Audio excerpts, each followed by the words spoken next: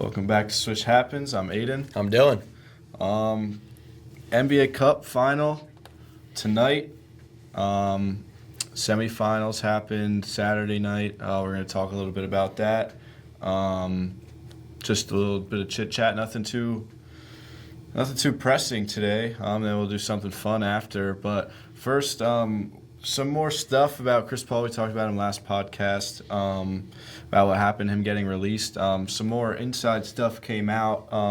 So basically, what they're saying is the Clippers brought him on. They wanted him as kind of just a veteran, like coaching kind of role, not much of playing, more of just being a supportive guy.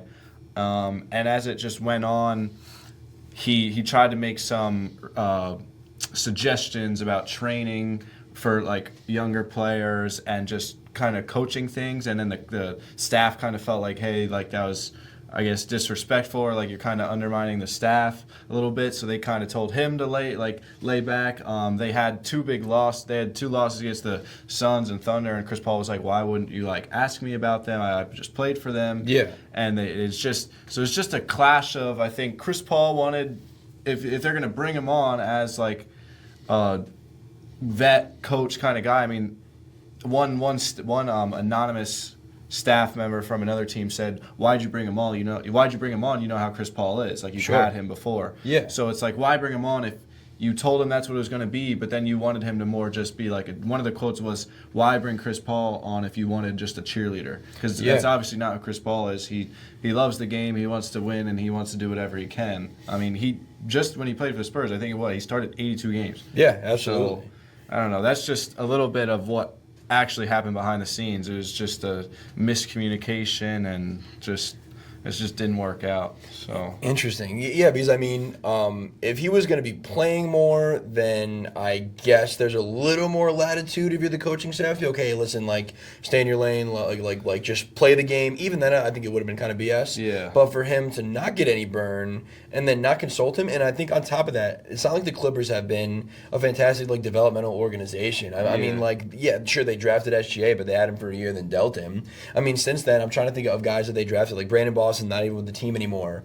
Terrence Mann was okay, had a really great performance in the playoffs that one year when Kawhi went down in that Game 7, and now he's gone. So, I mean, it's not like they've been, the Spurs or the Heat or the Thunder and can say, okay, like, we don't need your help. Yeah. I mean, especially now, moving into the future where, like, they don't even have draft picks. I mean, I would think that they would want all the help that they can get from Chris Paul in any way possible, and especially if it's not on the court.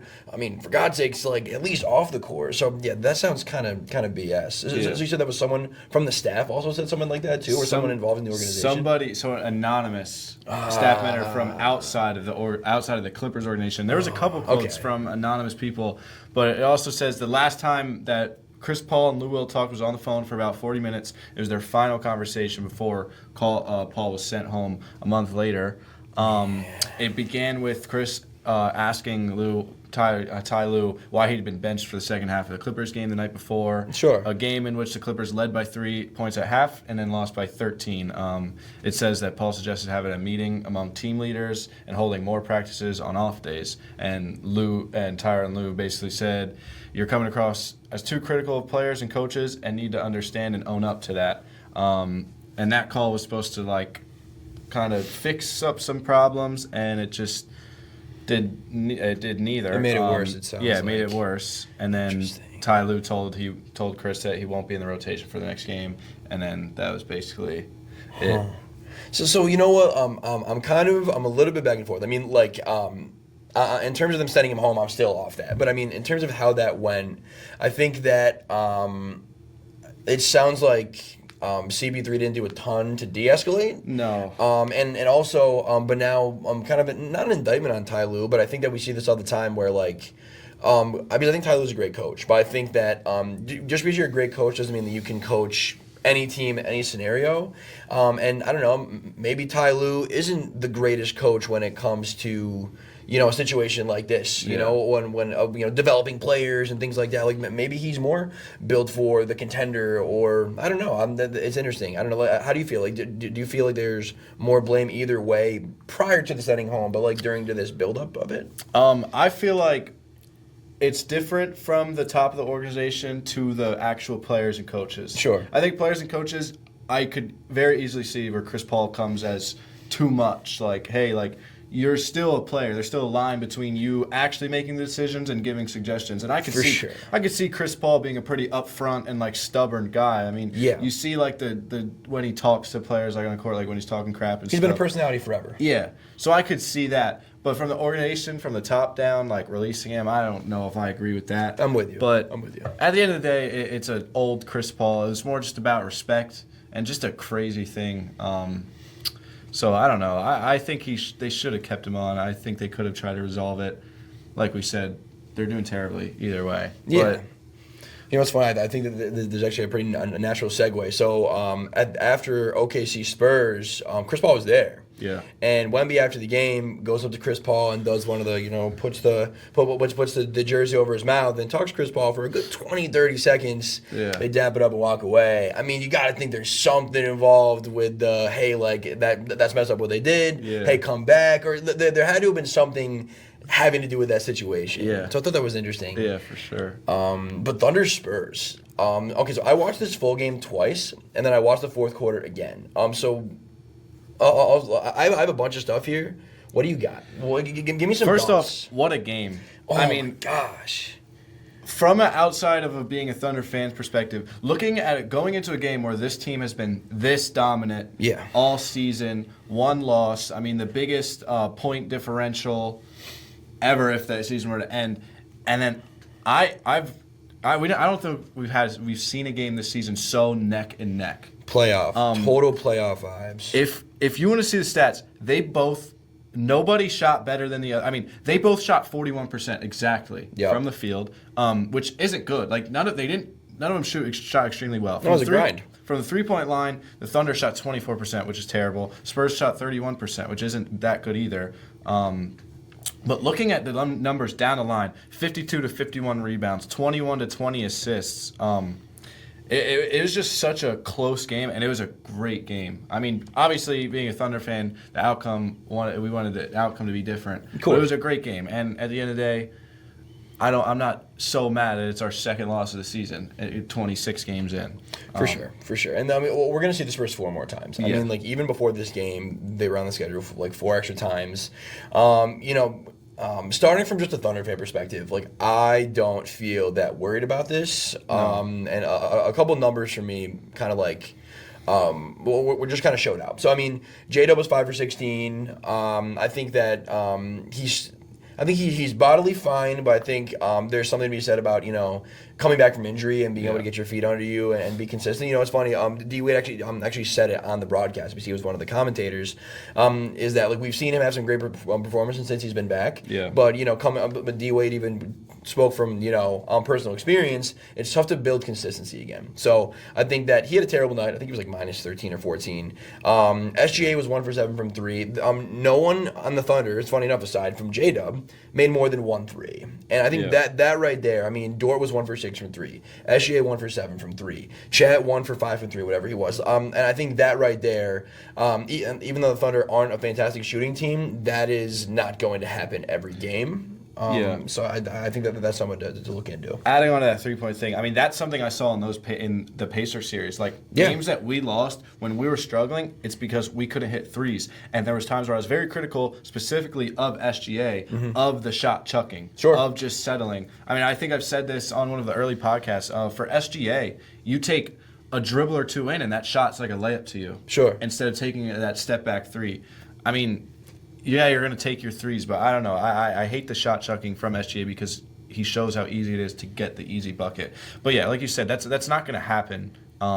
Having a 1 for 7, 1 for 6, 1 for 5, it's not going to happen every night. It's just a bad shooting night. But once it becomes consistent, like once you see that in tough games a lot, then it becomes a problem. But I think we should be fine.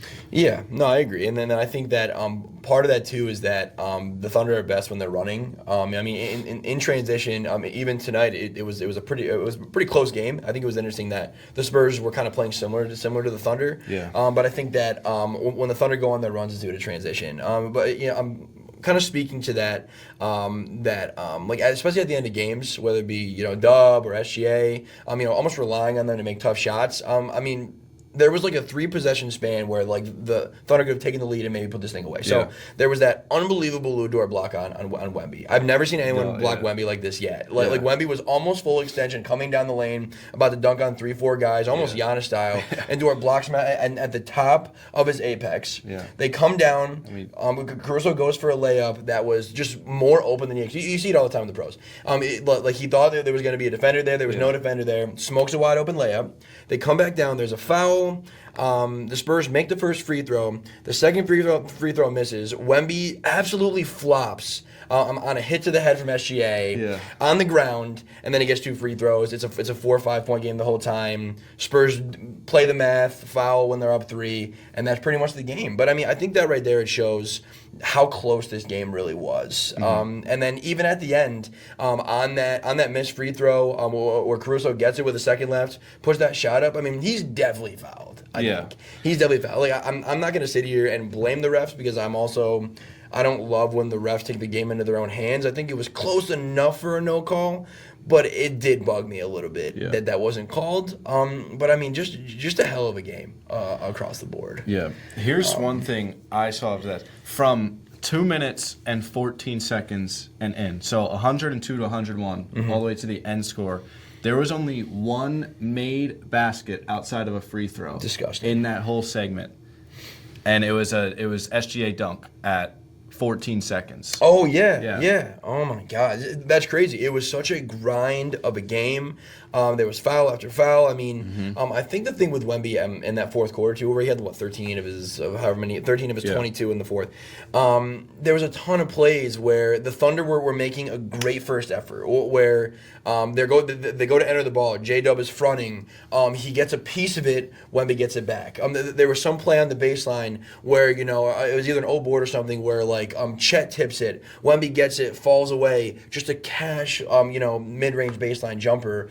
And those plays are not lucky. That is just Wemby's special. And I think that, I still think in a 7-game series, I'm taking the Thunder. I'm trying to be as unbiased as possible. I still think Thunder have it, but I think that this dude is undeniable, I think, really. I was just going to say, the only thing that this was, showing, but everybody already knew it, is that Wemby is a real matchup problem, even for a team that has a guy like Chet.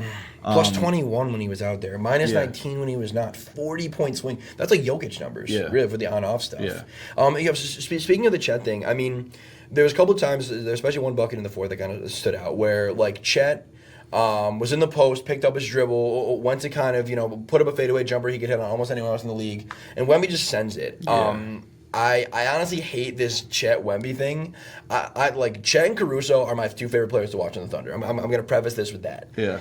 Chet is not on the level as Wemby, and he's never going to be on the level as Wemby. And that's not an indictment on Chet. I mean, Wemby, his ceiling is, I'm not going to say anything crazy. We know what his ceiling is. You know what I'm saying? So it bugs me that people put them in this kind of mano-a-mano thing. Did you feel that? For sure. I mean, it's been going on since Wemby came in the league. True. It's because they're really the only 2 comparable people to each other. I think that's valid. Obviously, Chet is below. I mean, you are comparing a top 5, top 3, depending on who you're talking to or depending on how you look at it, the best player in the league, most unstoppable. At least in the conversation. Yes, to a guy that's, I wouldn't put him in my top 25. No. I think he's top 30. He's right around there. Yeah, but that's absolutely. just it's 2 kind of different things. Just because they're similar, I think it's unfair to both of them in different aspects. Yes. Making this such a thing. I mean, yes, it's very fun to see because the Spurs and the Thunder are 2 teams that will be contenders for a good amount of time. Maybe years in the future now. Yeah. I mean, they might both have the most promising futures out of anybody. It's debatable. Sure. So I can see where it starts, but he's like you said, it's there's different levels to it. I agree. I will say though, from just a game planning X's and O's perspective, I did want to see a little more of Chet on Wemby down the stretch For sure. Because I just think that like Caruso was plus 1 and 2. Alex Caruso is like he's really one of my favorite Thunder players of all time. He's only been here a year and a half. The things he does are unbelievable. Yeah. He did this to Jokic last year in the playoffs. He did this in the finals, and he had some unbelievable plays against Wemby down the stretch. But we can't rely on that. No. And I love Dub too. And Dub is strong, and Dub can make it tough on before the catch.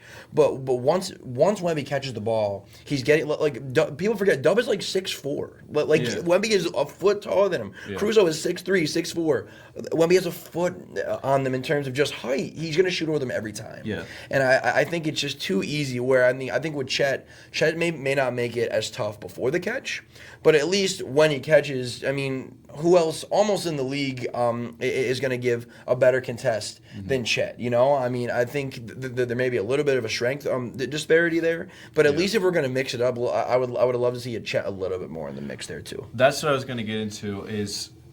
The matchup was the main thing. I mean, there's not many people that can guard Wemby, but we have the one guy in the league that, like we were talking about, is comparable, is like him, and can guard him better than most. I don't want to see J-Dub or Caruso on him in late game situations in the playoffs. Yeah, I would rather put Chet on him and take my chances, because putting a Dub or Caruso, you kind of have to send help. Yeah, and absolutely. Obviously you don't want to do that. I mean, that Spurs team has guys everywhere. They're surrounding him with guards in some lineups, with its Fox and Harper and Castle, and then Vassell, who's been a flamethrower. So then you send help, and then you're in a scramble, and then it's either an open three or an open drive or an oop up to Wemby. Like you just can't get on your heels against the Spurs team in the half court like that. It's just not going to work. And if you don't send help, then he just takes a shot right over him. Which, yes, they're both great defenders, but it's a 7'3", 7'4" guy. I mean.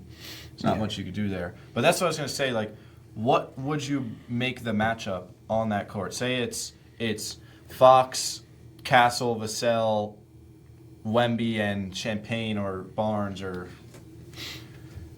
it has to be Chet on Wemby. Yeah, I think I think the mixing up of the coverages would be my preference, and I think that Dagnall was doing that, and I think, but it was just a back and forth between Dub and Caruso, and then I think Case and Wallace was on at one point, but I think that was more transition. But I think that just mixing it up, because I just think that if Wemby's catching at the foul line, if he gets the ball again, like I'm saying, Caruso against Caruso or Dub, it's like that's kind of it. Yeah. So I think just mixing up a little bit, and then I think that on the offensive end, similarly, like playing with the matchups a little bit more. I think that part of this was that again, Dub didn't have a great night, but like right in the beginning of the fourth quarter, SGA wasn't in. J-Dub had Harrison Barnes on him. It's like I know Harrison Barnes still he still holds up, but J-Dub was third team All-NBA last year. Yeah. Like he should be eating in those minutes, especially when Wemby was off the floor. And listen, the Thunder did win those minutes when Wemby was off. I mean, Cornette was like minus 20. They were like what? The Thunder were like plus 18 or 19 when Wemby was off. So they're winning those minutes. But I think it's important to realize that Wemby was on that minutes restriction. He was plus 21 in 20 minutes. And I mean, that's not going to happen every game. But I think that there has to be an expectation that like we got to either deal with this guy or maybe maybe it's the other way. Maybe you make someone else beat you. Yeah. You know what I'm saying? And maybe you don't match what they're doing positionally, but just really key in on De'Aaron Fox, key in on Castle, who's starting to ascend, key in on Harper with your Dortz and your Kaysen and then your Caruso, and then say, okay, Wemby, if you want to put up fades on Chet or fades on Dub, that's great, and the other guys aren't going to touch the rock. So I don't know. I mean, I think that there's a chess match to be had, but I think in a 7-game series, I'm just taking the Thunder just over the Spurs. But grand scheme of things, more long term now. I think that there's a bigger Giannis trade talk to be had. As this last week has kind of unfolded. But I think for the Spurs, I'm not doing a thing. I'm not touching anything with the roster. I'm doing what the Rockets did last year, what the Thunder did 2 years ago. I'm going to walk into the playoffs. I'm going to see what we got because I think that just like that Thunder team 2 years ago, just like the Rockets last year, I think they can walk into the playoffs and feel like, hey, you know what? We can compete with the top 4 or 5 teams in the West. And they really don't have anything to lose right now. No. They didn't buy into this. This is all young guys. Yeah. 100%. Interesting spot. I think the Spurs are I think I'm not going to overreact, and I think that I know we're going to talk about maybe the Knicks in a second here. I think the Knicks win tonight, to be honest. But I think that this was just kind of a glimpse, and I think that everyone is kind of realizing the fact that maybe not the Spurs are totally here, but the Spurs are coming, and they can compete. Yeah.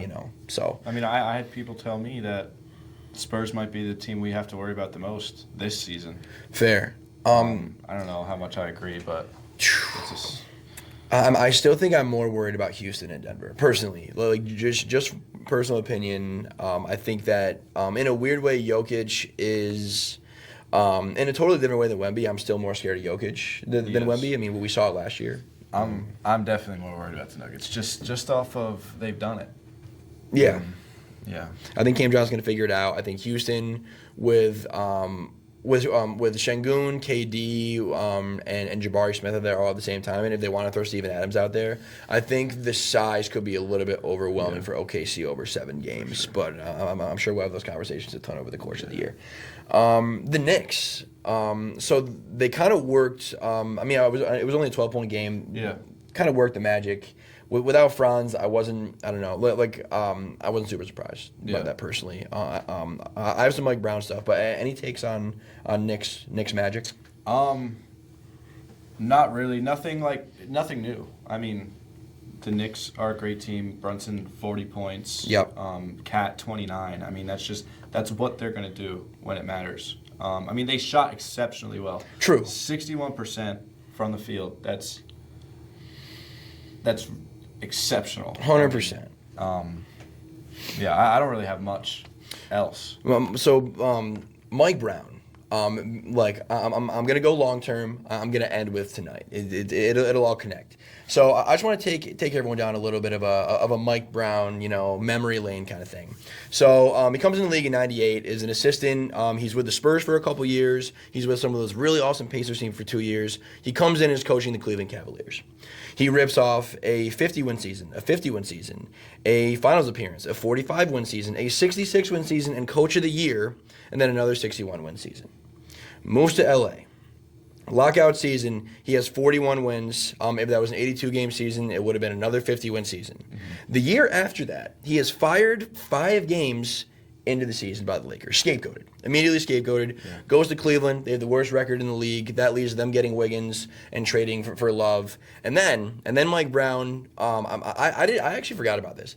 Mike Brown then goes to the Golden State Warriors, and then is one of the lead assistants on an absolute dynasty. Mm-hmm. Absolute dynasty. He's on the bench in 17, 18, 19, 20, 21, even 22 during their last ring. He goes to Sacramento in year 1, takes an abysmal roster in 22-23, 48-34, coach of the year again. The year after that, 46 wins. The year after that, he's fired 25 games into the year. They trade De'Aaron Fox in the middle of that year, and the Kings are abysmal again. Yeah. Now he's on the Knicks. They're 25-18. They are, 18-7. Second best offense in the league. 11th best defense in the league. Some stuff about the Knicks bringing into this year. All starters' minutes are down in a good way. Yes. I think that's positive. Tibbs was running those dudes into the ground. Yeah. With that being said, Brunson, Cat, OG, and Mikel's points per game are all up.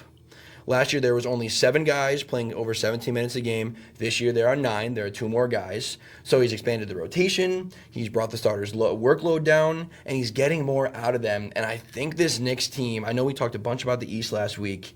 As I looked into these stats, I think this Knicks team should not trade for Giannis, first of all. And second of all, should be the favorites in the East. I think they're going to beat the Spurs tonight because of just better coaching. Yeah. And I think Mike Brown is absolutely slept on as one of the best coaches in the league. So I had to hit that rant. That was blowing my mind today. I don't know why he was fired from the Kings. Yeah. It was clearly not his fault. He had a good culture going over there. He had Tyrese Halliburton. They got rid of him. Yeah. I mean, you can't blame the coach for management. Yeah, absolutely. But yeah, I mean, all those numbers you said, like, it just proves to the fact that he's a great coach. I mean, fired twice, and I don't think either of them were his fault. No, I agree. But the Lakers firing 5 games in blew my mind. Yeah. I was like, what are we doing here? Yeah. Like, I don't know. Maybe that was some Kobe Dwight. I don't remember what was happening in that time.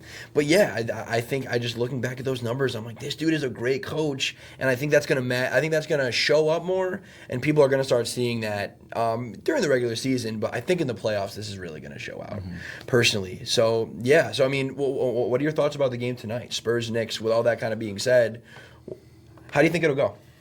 Spurs Knicks. I honestly think this is going to be a super close game. Fair. I think it's going to come down to the last second, like Thunder-Spurs. I like that. I think the Knicks pull it out here in the clutch. I think I have a final score. Oh, you have a prediction? I think I have a final score. Oh, you know what? I'm gonna write these down, and then I'll have one too. Well, what do you got? I think I have 122 to 118 Knicks win. Okay. And then I'm gonna go Knicks by a little bit more. I'm gonna go with lower scoring. Knicks win by a little more. I'm gonna go Knicks 115, and then Spurs 107. So it's still close. Yeah. Still close. Yeah, and then, I just think the Knicks down the stretch are just going to get it done. Yeah. I don't know the Wemby minutes restriction thing. That could also affect this too. Yeah. I mean, if he is 25 minutes or if he is 30 minutes rather than 20, this could totally change the way I'm thinking about it. Yeah. But I mean, I think if it's 20 minutes, I think the Knicks pull it out. I think it's interesting though. I think kind of going from, Chet to Cat is different because I mean both stretch bigs, but aside from that, they're not as much similar. Where I think Cat is just a way better offensive product, and I think would be a little bit more of a matchup nightmare. I think Brunson might have to work a little harder to kind of get his. Like when he gets into the lane, pivots 4 times up and under, fade away. Like that's not going to fly against the Frenchman. Yeah. But yeah, I don't know. I just think that I think I'm just riding this Mike Brown high. Like I'm telling you, I was looking at these numbers today and my jaw dropped. I'm like, this dude is so slept on. So. Yeah. We'll see, but I think it'll be a fun game, though. For sure. I think it's going to be a great game. And, the players want it. I mean, they want that $1 million. Or that's money. What is it? I think it's what is it? 100K each, maybe? Yeah, maybe 100K. I think I was thinking about a college tournament. Yeah. But it's money, it's something like that. I was just looking at this. What would be a great addition for the Spurs? I mean, I don't have a trade in my mind right now or anything. I think if they grab themselves like a real threat at the big man, not threat. I mean, they have Cornette, but if they grab themselves a real guy where like somebody's got to worry about him on the court. Sure. Going against a team like the Knicks, that forces them to make a decision of Cat's going to have to guard the 5. Who's going to guard Wemby? Sure. Or if Cat guards Wemby, who's going to guard the 5? Fair. Because I was just looking at the 2 rosters, and I thought about that matchup for the Spurs, and there's probably a lot of teams that would be in that same sticky situation that don't have like a Hart and Chet or Sengun and Jabari or something like that. Sure. Just level up in terms of size a little bit. Yeah. So on that point, I mean, like, who do you think takes point on Wemby? I mean, it could be Cat. I mean, if Mitchell Robinson gets burned, Mitchell Robinson. OG could get in there. Yeah. I think Bridges would be outmatched, but I mean, who do you think? Who do you think would do the best job? I think it'll be. I don't think it'll be a one guy thing. I agree. But if I were to choose, I would not be Cat. Yeah. It would not be Cat. Yeah. I'm leaning towards OG. I think I'm there too. For the physicality and just energy and hands. I mean, Mikal would be great, but I would rather him on Castle, Fox, or Harper. Yeah, I agree. I think he's a better like guard defender than OG. I think that's fair. I wouldn't be mad at a Mitchell Robertson though, but I think Wemby's way too good on the perimeter. Oh yeah, off the dribble it would be a little bit of a nightmare. Yeah, well, I think that OG brings a lot of what J-Dub did, but you just add 5 inches and got to be some weight on there too. Yeah. So yeah, I think that I'm not going to get into any crazy Thunder trades, but like I think that if anything crazy were to happen, or if a team like the Thunder wanted to reload, and let's just say, and I promise I'm not going to get into this too much because I think about it, but let's not do it right now. If the Spurs were to really overachieve this year, maybe grab some hardware this year. I don't think it'll happen, but let's just say they do. I think that would be the first kind of thought in everyone's mind is, okay, like who's going to be that guy that we can bring in to kind of combat this guy. And I think you're the Thunder, if you're the Knicks, if you have Milwaukee's number. If you have Milwaukee's number, I think that would be it. But again, I don't want to talk too much about that. You're saying the Thunder go out and hey, I mean, because realistically, if we wanted to, we could be like, hey, like, you want a top 5 pick? You want a top 5 and a top 10 pick? And it's probably Dub too. Yeah, it's got to be Dub. No, it has to be for the money. And it would have to be one. It would have to be one of the two, and I think it would be. You give up Dub over Chet? Yeah. And I think Chet complements SGA more. I think Dub has not even a higher ceiling. Is a better player right now, but I just think that SGA is the guy. Dub, I think. How do I explain this? I just think Chet would be more complimentary moving forward. Where I think if you have SGA and Dub and Giannis, I don't think that the geometry works as well personally. Yeah. If that makes sense. I don't know if this is coming from a fan, but I think I would trade Chet. Fair. And keep Dub, especially if we're getting Giannis. Yeah, I get it. I understand it. I definitely understand it. I think J-Dub is such a great player. I mean, I can't even say he's underrated anymore. He was third team All NBA. But I don't think he's underrated. I think he's underappreciated. Like, this guy is so good, and he can do every single thing on the floor. I mean, imagine if he had a couple more inches to him. Yeah, no, he'd be unbelievable. It would be insane. Listen, I got this shirt at Game 5 of the Finals and watched that motherfucker get 40. I love that dude. Yeah. I love him, but I think it's just a fit thing. Yeah. But I could see it either way. I don't think we send it. I don't think we would trade. I mean, obviously, I don't think that will happen. I don't think we break it up for Giannis. I don't think it's worth it. I agree. Especially knowing that we have 2 top 10 picks probably, and this draft class. We could get into it later, like when it's later in the season. We don't really have much to talk about. 100%. But this draft class gonna be special. Is going to be something. And if I know one thing about the Thunder, is we are going to get guys. We know what we're doing in the draft. Yeah. No, I agree. And it was one of those where, like, after that, like, that's why I watched this game so many times because not that it's an indicator of what's going to happen this year, or I just think that it was like a really interesting. It just made me think about. The Thunder's next move this year. It made me think about this playoff series, in a couple months. It made me think about the long term. It made me think about Giannis. I think this game that everyone was watching, I think just brought up, not questions, but I think it just really, changed perspectives at least, or I don't know. I think it was a really interesting game. I think being this good, you do yourself no favors if you're not picking at what are we missing? What could we do better? Sure. Sure. And for sure, there is a hole. I think there's a decent hole at that, what you would say, the 3 position. I don't think we have another real forward. Yeah. Like, I think our forwards are more of guards. Like J-Dub is more of a 2-guard, essentially. He doesn't have 3-guard height. Yeah, I agree. Like, who? I mean, we don't really have. I mean, like the other J Will, not J Dub. But he's like a big, like almost. He's just a small big, but yeah, he's like a 4. Wiggins, Wiggins 6'5". Heinrich is 6'7". He's like our only, but he's not. And he doesn't get burned like that. No. And Isaiah Joe is a shooter. That would be like, again, like if there was going to be any little tweaks, or I mean that's not a little tweak. That's trading for fucking Giannis. But like if there was going to be a move that if the Thunder felt like they had to make a move, I Yeah. think that's the natural progression of things. Would be some sort of strength and size at the wing spot because it's Caruso, it's Kaysen, it's Dort. I love those guys, but I mean, I think that would be where I would be nervous going into the playoffs against those other top 3 You teams. know who I think would be a good fit in that spot? I think it would fit on the Thunder. I don't think it would be a this year thing, but like maybe next year or something. Like I think a Herb Jones or a Trey Murphy Yeah, fits perfectly. Gives 100%. us size, gives us 3-and-D, which is like really all we look for in our role players. Yeah. I mean, I wanted OG more than anything 2 years ago. Yeah. More than any at the trade deadline.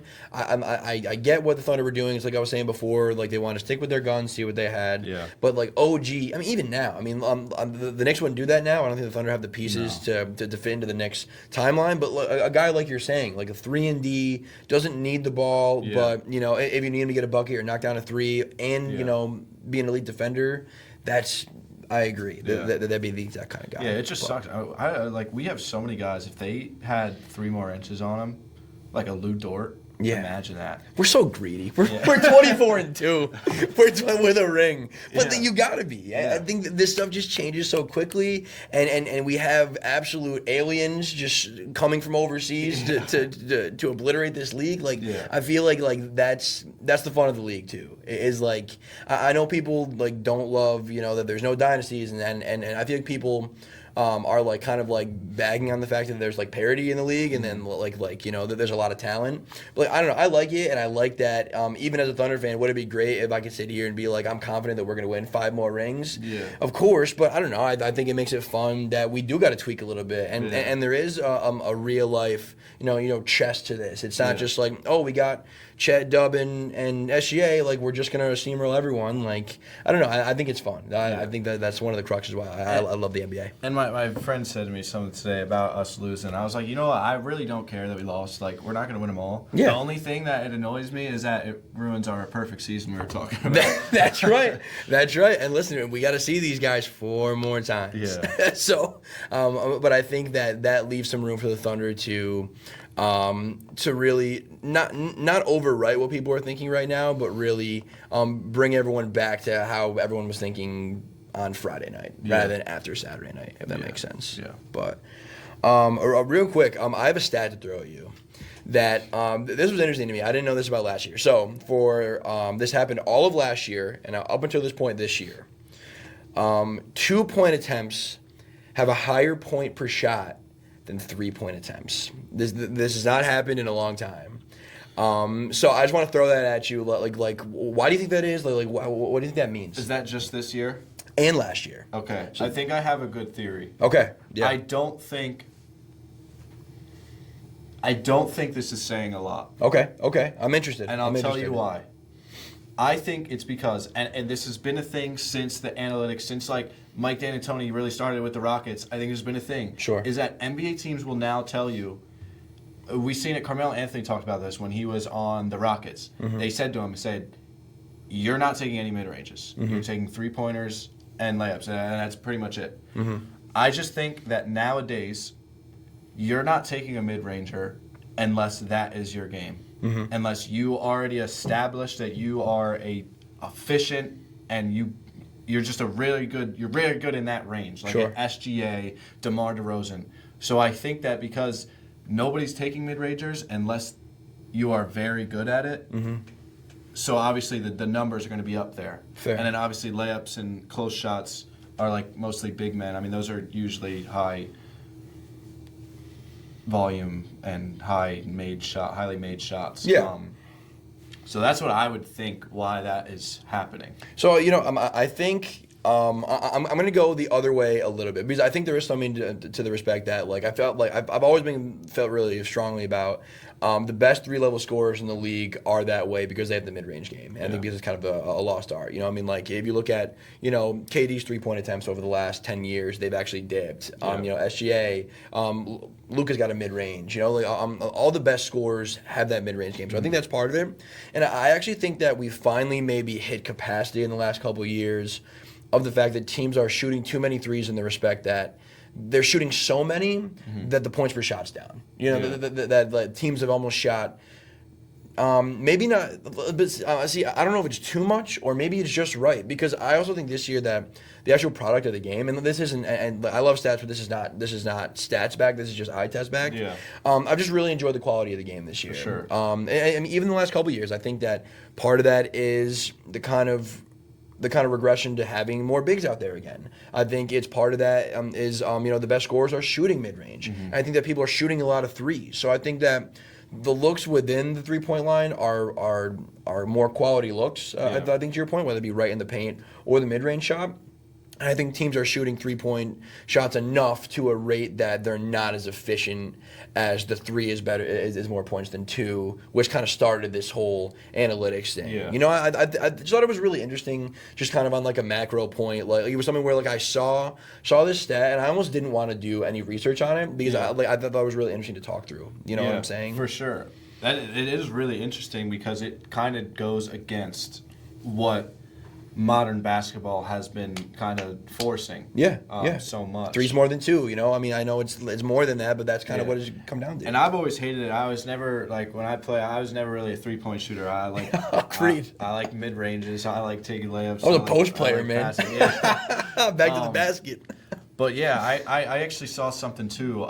It was like I forget how many, like the 25 or the 50 most shots. Sure. Like put where on the floor, and it would show like a mark where it was. And back in the, I think it was like 2000s maybe something, and it was like, it might have been like the corner, the top of the key, but then like kind of all around the paint, and then like a bunch of mid ranges and stuff. Totally like different. Elbows, free throws, and now the one from current was all around the 3-point line and right under the cup. basket. Yeah. Which is like, I mean, that's what the NBA wants. So that's like what coaching staff, like analytics staff, like that's what they tell them to do. High percentage looks or 3-pointers that get you more points. Yeah, and I think it's interesting, and I don't know. I like this, and I wonder, and now after knowing this stat, like now I am interested to see kind of getting into the numbers, because I mean, I think off the top of my head, like teams like Denver, I know are like bottom of the league in like 3-point rate. The Thunder have been like bottom of the league in 3-point rate, but these teams are still really successful teams. So now I'm just curious of where this goes. And I think maybe part of it too is that I mean I feel like speckled across the league now. We have like a ton of these like really unique players. Like we know like. There wasn't a bunch of Jokic's walking around, or like Wemby's walking around, or I mean, I think SGA is like there was type of guys like SGA, but now that's kind of like come back into effect. If that makes sense, I don't know. I just feel like that there's a lot of like really unique talents in the league now. Yeah. You got this shot chart This here. is the graphic. It was 2000 versus 2023. Should I try to turn the computer? Just screenshot this, Okay. and like while everyone's watching this now, it'll be up. Right. So the thing we're looking at now, you'll be seeing as you're watching this. Right. That's interesting though. I think that's because even me growing up, I mean, like I lived under the hoop and on the baselines. Yeah. I mean, and if you shot threes, you could shoot threes. Now everyone's almost expected. I mean, there's Andre Drummond thing. I mean, Andre Drummond shooting like 4 threes a game now. Brooke Lopez. Insane. Yeah, like Brooke Lopez is like I think the leading scorer in the history of the Nets. He shot like under 33s on the Nets, and then he went to the Bucks, and then became a deadeye. Like it's crazy how like this has affected player development and just the geometry of the game. If you can't shoot a 3, you don't belong in the league really. Like you won't. There's no room for you in the league almost. Sure. There's a very rare amount of guys that can't shoot. Yeah. I think like in the last couple years, really in the last year and a half or 2 years, with this big thing coming back, I think that is now bigs like your Jared Allens or like your Zubac's can finally now get back onto the court. Yeah. But there was a quick second there where that was starting to become almost extinct. But now, I mean, when you look at guards and wings, I mean, if you can't shoot and you're a guard or a wing, you're probably not really playing unless you're an elite defender or you do something else additive to the team. But even then, you are continuously being developed into being able to shoot. It's crazy. I mean, like the league was getting scared. Like we had PJ Tucker as a starting center. True. True. Which that shit was never gonna. I think Daryl Morey is like one of the most important figures in the history of like basketball analytics. Like he really brought that to the NBA in a big way. But that was too much. Yeah. That was way too much. Yeah. But yeah, so I thought that was an interesting little a little stat. Yeah, for sure, that is interesting, and I wonder, like you said, what's this going to affect? Because I mean, obviously, teams see that. Teams look further into it than that. So yeah, it was interesting. Well, what do you think? Should we draft? Should we get to the draft? We've been wanting to do a draft, something fun for a while. I'm sure a lot more stuff. Like we're gonna do a lot more fun stuff now. I feel like I've said this before, but now because there's really not that much talk. We're getting mid-season until All-Star weekend comes around. Yes. Also, you're going to be seeing us a lot on Zoom for like the next 2, 3, 4 weeks. Maybe. Yeah. But hey, it's still the same content. Well, we'll be here. We'll be consistent. Yeah. Don't you worry. But okay, so we're doing drafts. So we're doing. We're gonna spin a wheel for positions. Yeah. We'll each do the same position, and then we'll spin a wheel. We'll each do a different team, though, Yeah. right? Is that how we're doing it? Yeah, Okay, that's cool. good. Okay, so I have the position wheel here. And just like I did last time, all the fans will be seeing what we're seeing over here and the editing process here. That's good. So let's see what position we're going to be drafting first here. Okay. Let's see. Okay, small forward. Okay. Positions. How strict? I think stricter than we were last time. For sure. I think you get a one position difference. Okay, I like that. Yeah. All right. Who wants to go first? You can go first. All right. You can go first. All right. Let's take it. That was a strategy play too. I want to follow. Sacramento Kings, dark star. Ooh. And Pretty this dark. person has to stay at the 3. Let's do this time. You have to stick with where you put them. Yeah. I think that's fair. Sacramento Kings. I think. Are we getting them when they were on the team? Yeah. Okay. Yeah. You know what? I'm fine. I'll take DeMar DeRozan. Okay. I'll take DeMar DeRozan. I was between a Chris Webber or a Peja. Okay. I'm gonna take DeMar. I like that. right. Okay, so resume, and now my turn, small forward. Let's see. Don't give him The Utah Oh. Jazz. This is brutal. Yeah, it's not. Hey, I mean, there's some options. I feel like I'd rather have the Jazz than the Kings. Okay. I'm gonna go. Listen, this is like, it's gonna sound crazy, but I think this could match up well. I'm gonna go Gordon Hayward. I think Gordon Hayward was stupid. I wasn't underrated. even thinking of Gordon Hayward. I was thinking of AK or Laurie, honestly. Yep. Yeah. I think Gordon Hayward was very good. Yes. I think he's a do-it-all. I think he matches up well with DeRozan too. Yeah. So okay. So we each have our small forwards, and let's spin again. Let's see. Okay, I like that we both got terrible terrible teams to start. Okay, shooting guard. All right, so we're filling out the wings here. Yep. And then do we want to go Serpentine or? It's up to you. I chose first. What do you want to do? Let's go. You go first this Okay, time. So let's do switch it. Let's do so it. you get back to back here. Atlanta Hawks. Okay, I can do human highlight reel. I can get some shooting with Korver. I'm gonna go Neek. I'm gonna go Dominique Wilkins. Okay. Human highlight reel. All right. Let's have some fun with it. Yep. All right. I'm glad about that. Just To not have a shooter hurts. the magic. Oh. I'm not gonna say a word. I don't want to guide you. I don't want to give any hints. I think I'm gonna take a little bit of. It's not really out of position. What do you think? I'll let you rock. I think I'm gonna take Penny. Damn it. Hardaway. Okay. Damn. I was hoping you just forgot him for some reason. Because I was like, who am I gonna take? Like Nick Anderson? Yeah. Aaron Aflalo. That would have been crazy. See, yeah, I was hoping you were thinking of someone more recent. Okay, Yeah. that's a good pick.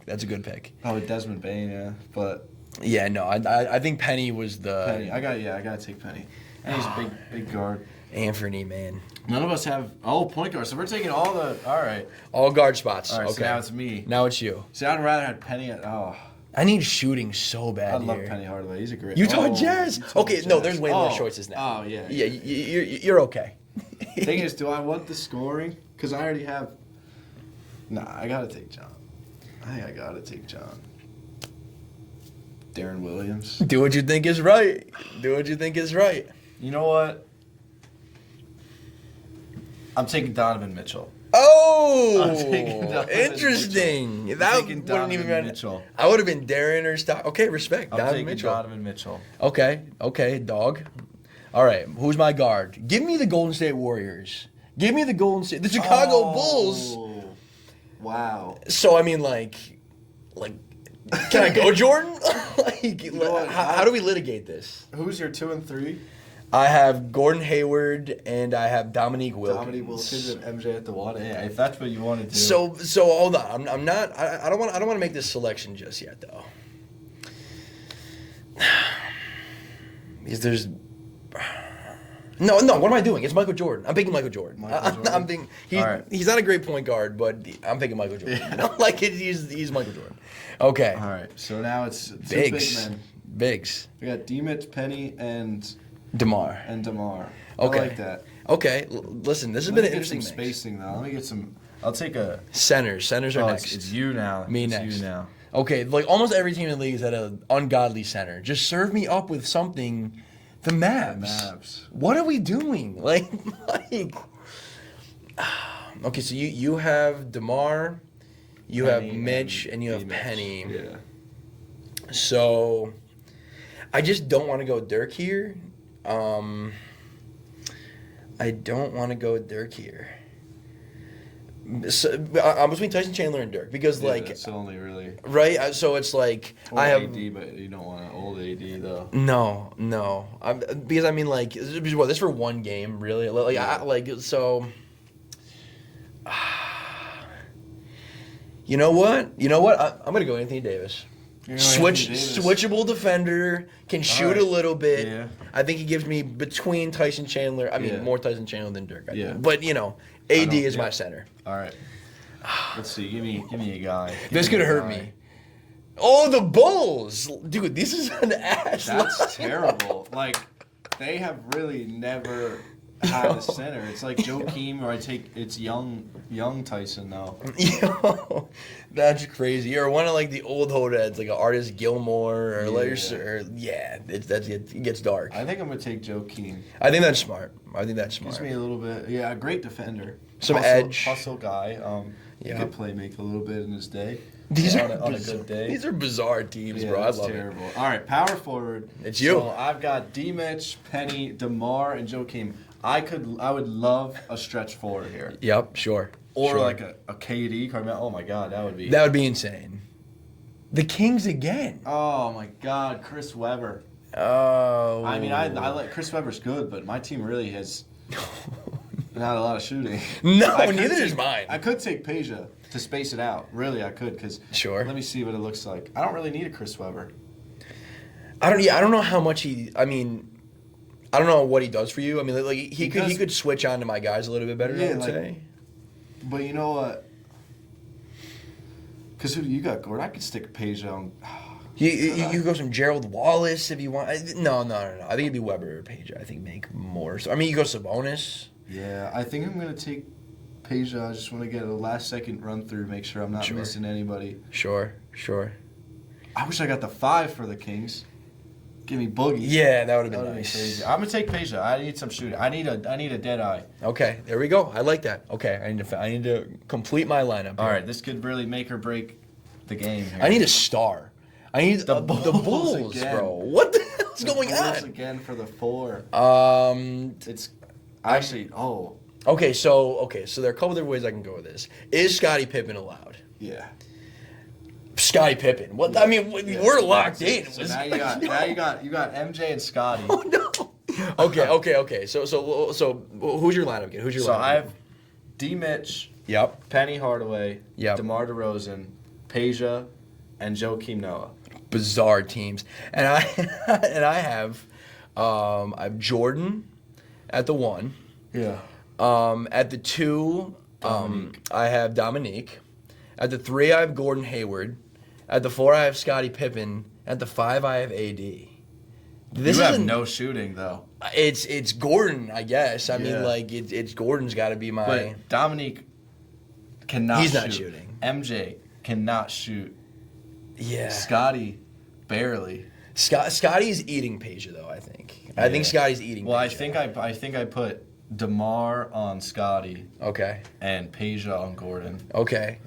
We'll let the two white guys battle it out. I think AD would have to step out a little bit for me and offensively and shoot some threes. Yeah. I think.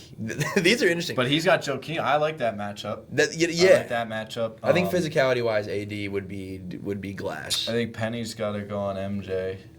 Yeah, it would be a battle. I think both teams we had honestly terrible enough picks or even good guys in weird spots. I think the MJ and Scotty kind of edges it out, but I think we could outshoot you though. Yeah, I think it would come down to coaching. It would come down to coaching. Let us know in the comments who you think would win. Yeah, I'm all the teams up here now, so wherever my hand is, you'll probably see all our teams.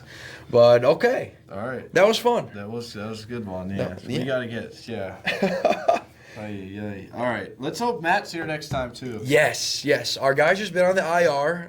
He'll be back with us. So over Zoom, I have a feeling he'll be back with us. Yeah, for sure. But yeah, and then next episode we'll get to talk Cup. We'll get to see who's close on the predictions, and then hopefully we'll get some comments to see who won our draft right here. Yeah, let's see. Good stuff. Random ball player. Random ball player. I got one. Okay. Ty Lawson. Tyler. Okay. Ty Lawson. Tough. He was on a 57-win Nugget team. I love Ty Lawson. That Nuggets team was great. I love that Nuggets team. All right, random baller for me. I'm gonna go. I actually met this guy, Fab Mello. May he rest in peace. Big 7'2" dude from Syracuse. Met him before a pre-draft workout. He said he hadn't gone to class at Syracuse in 7 weeks.